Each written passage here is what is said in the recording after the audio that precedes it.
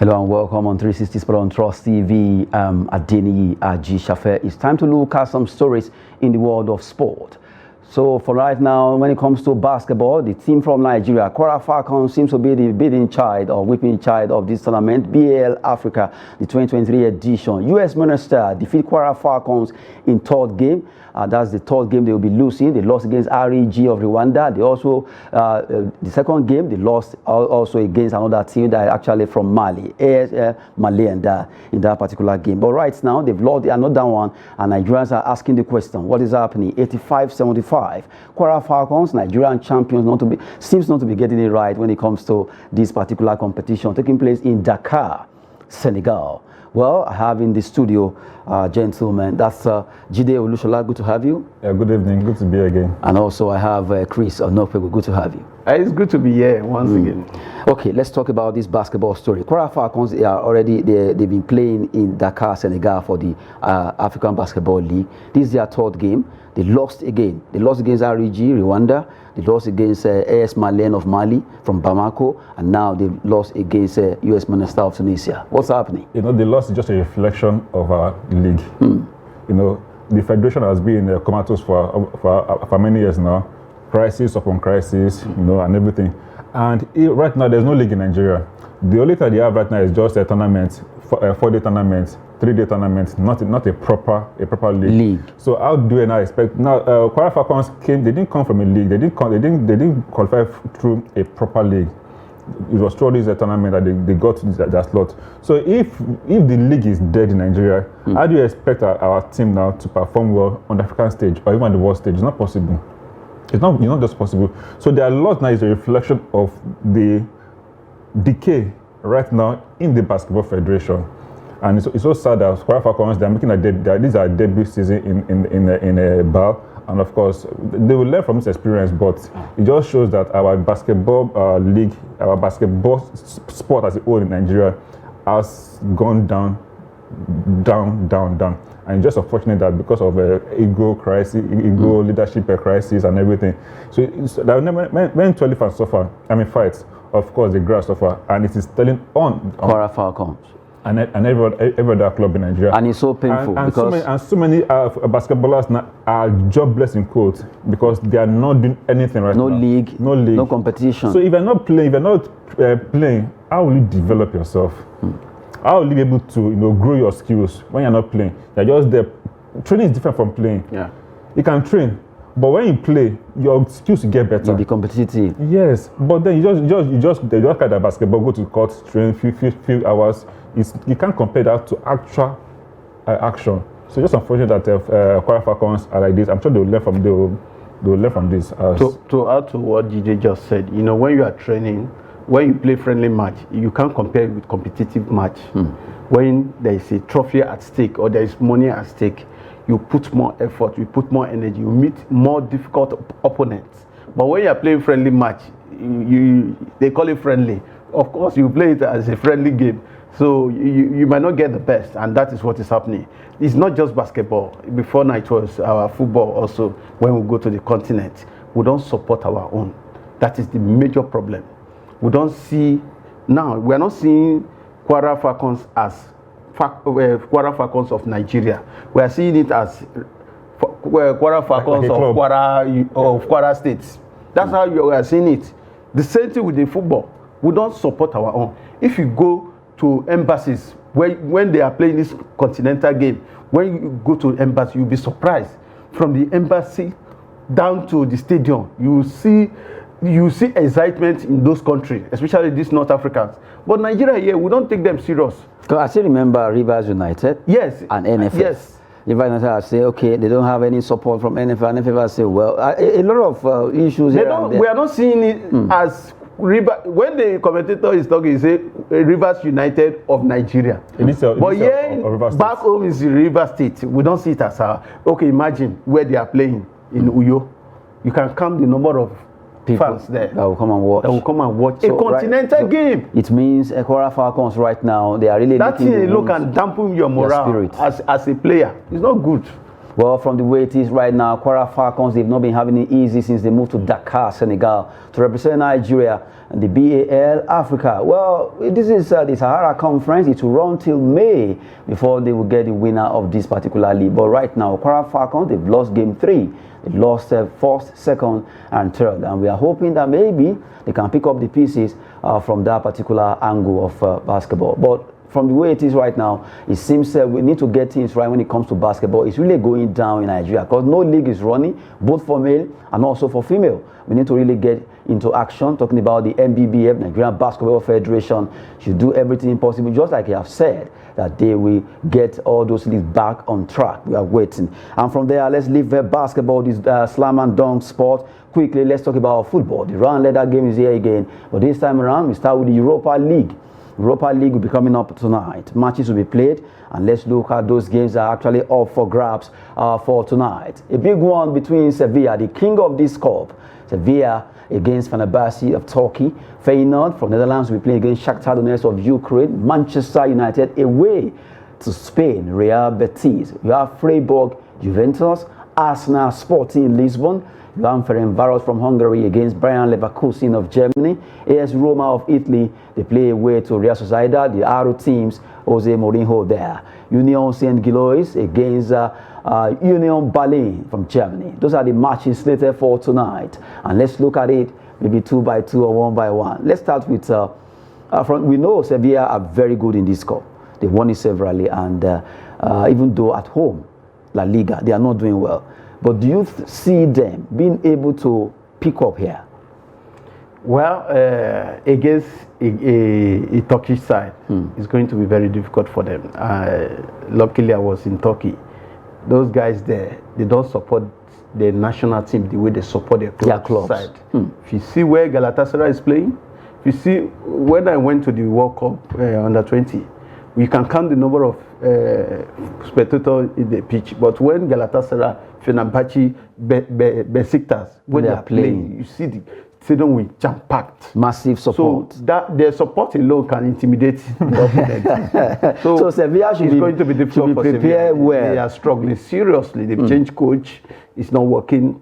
Maybe they should change players. I don't know. Or they should change the pitch. The 11 players. No, they can copy Nottingham Forest. At least Nottingham Forest changed almost. Or they can change the net. Anything can be possible. Whatever is changing, or the football. Oh my goodness. Jide, now we're looking at this game. We just saw some funny side from Chris there. But really, let's look at that fixtures again. We just talked about Sevilla, Fenerbahce, and we look at Real Betis, Manchester United. That game will be up, and we know right now, since Man United, the Red Devils are really coming out against any team they are meeting. Of course, they're doing well when it comes to this Europa League.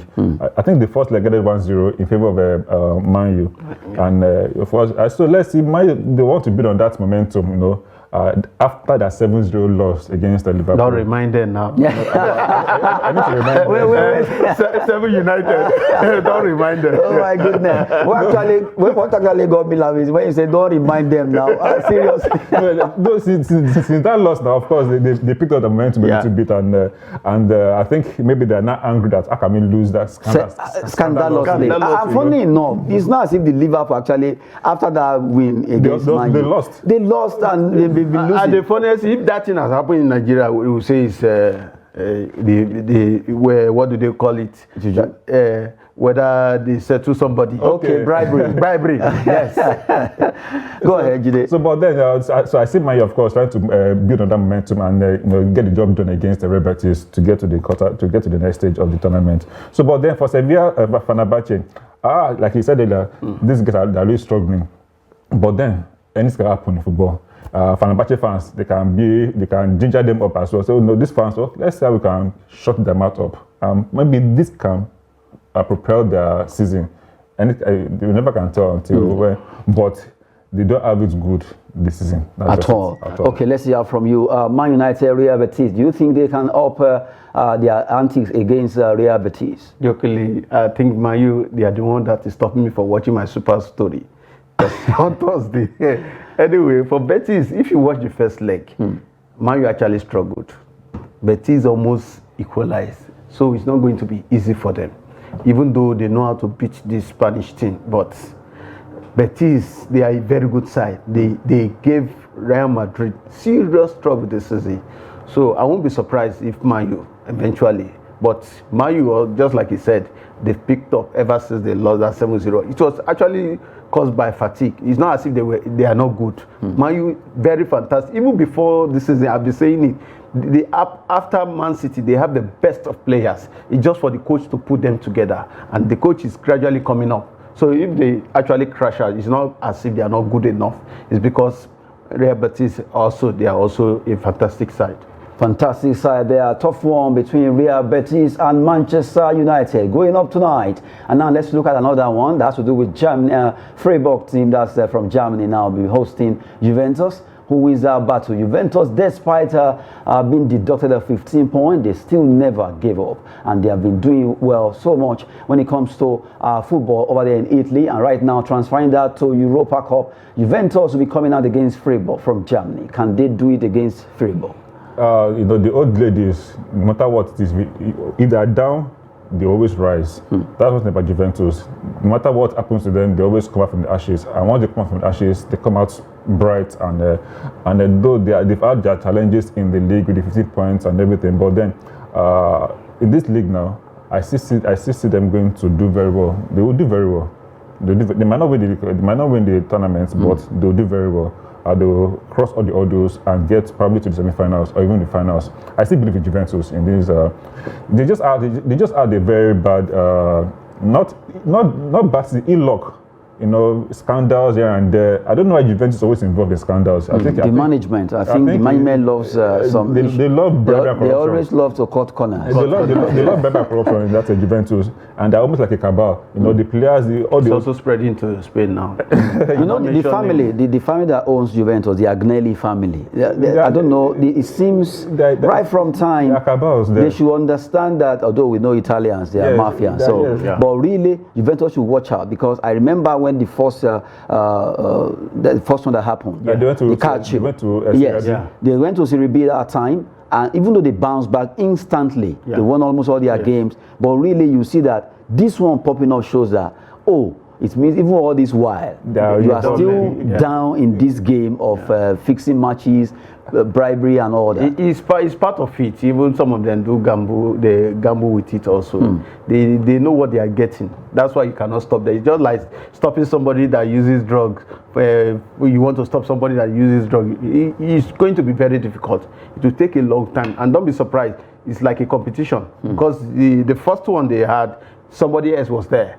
This time around is another management. So don't be surprised. Another management will come. They will follow suit. So they see it as a way of life. If you like, deduct all the whole points. They will still come back. They'll still come back. Does it mean we have this like people talk about goat, that goats know they hear what? They know they hear what. If you put yam, the goat must sit at the end of it. Anyway, we've been talking about Juventus there. Just try to add some bands in the studio. Juventus always involved in one scandal or the other. But right now they'll be playing against Freiburg tonight. A big match. And now let's look at Arsenal, the team that have been topping over there in England. They'll be fighting against Sporting Lisbon. Well, these two teams, they always play in Champions League. But right now, the fate will have it. They are now both in Europa League. Who are you supporting for tonight? Okay, for me, I'll support Arsenal. Why? Just because Arteta is doing a good job. So let us crown his efforts with trophy. He's doing a good job with Arsenal. So he has done well. So I just want to I just want him to at least get something from this competition. Yes. He has won the FA Cup, I think twice or so. Twice. They let him win something bigger. That's the trophy. Yeah, that's the trophy. They let him win something bigger than this. If you can get this Europa Cup at least. They add the Premier League to it. Fine. He has done well. I can see Chris turning his eyes. If they eventually win those two trophies, they won't allow Chelsea to rest. That's my fear for Arsenal. So you don't want them, as a Chelsea fan, you don't want them to win? The London Library. Because you are afraid that... I'm afraid of Arsenal. Even when Chelsea has 2 Champions League. They still claim to be the best team in England, in London. In London. They should not win. Anything that happens, let them take it. They win. Good luck for them. What a way to go. Football can always be very, very funny. You see a lot of emotions being shown there. From a Chelsea fan in the studio, Chris Onofwe could say, well, he doesn't want Arsenal to actually get That's to bad. win. That's not my wish. He doesn't want them to win. They can win if they like. But really, we've been talking about the Europa Cup. Quickly, let's look at another one before we go to Europa Conference League. Jose Mourinho, he has done well in this competition, winning it with Roma. Surprisingly, I think he's the only coach that won the Europa Conference, Europa Cup, and also Champions League. He's the only coach so far. And right now, his club is also here. They'll be playing against another Spanish team. I'm suspecting something. It's like Mourinho is in his last season. I'm suspecting. With Roma? Yes. It's like he might be heading to either Chelsea or PSG. One of those two clubs. And he wants to do everything humanly possible. To get something. To get, his priority is not even Europa, it's top 4.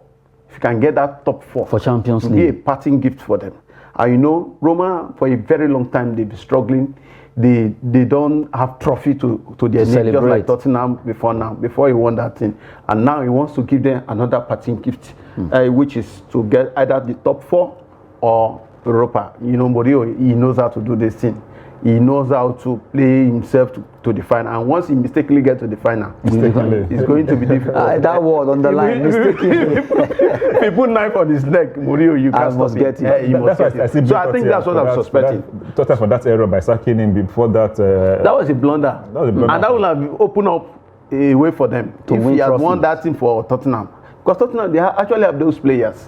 But it's just they thought it's Mourinho. They brought another coach. He couldn't contain the same thing, struggling. No matter what they do, I think. But for Roma, they have 2-0 advantage. It's just for them to score 1 goal and they will skate through. Let's see what happened tonight for Roma. Sociedad there, talking about the Europa League. And quickly, let's actually move straight to the third tier of UEFA competition. That is Europa Conference League.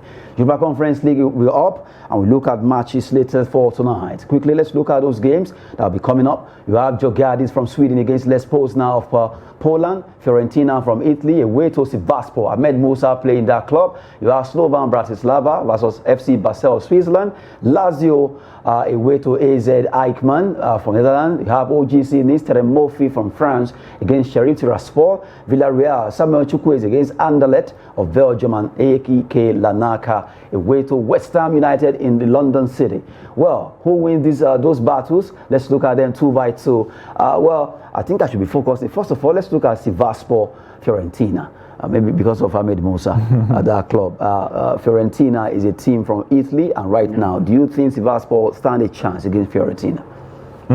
Okay. Against the Turkish side, Sivasspor, I've not actually seen enough of them. But if you want to look at the incident of Fiorentina, I think on paper you give it to Fiorentina because they are a very strong side when it comes to Italian Serie A. But against Sivasspor, well, it's going to be difficult for me to predict. But I see Sivasspor, of course, they want to achieve something. They want to move. And you also forgot to talk about the one that was played yesterday. I think this guy, Orban. No, we've talked about that in the morning. No, I was just saying that he's also Europa Conference League. Yes, it's part of it. Because if you count the number of, they are not up to 16. So I think Sivasspor, because of Ahmed Musa, we should be rooting for them. We have for our captain, right? Our captain, fantastic. Yes. I think I agree with Chris on this one. But then I still look at Fiorentina based on their pedigree. You know, being a bigger club at least to us compared to Sivasspor. But then, like I said earlier, football, anything can happen. But I think I'll pitch my tent with Fiorentina.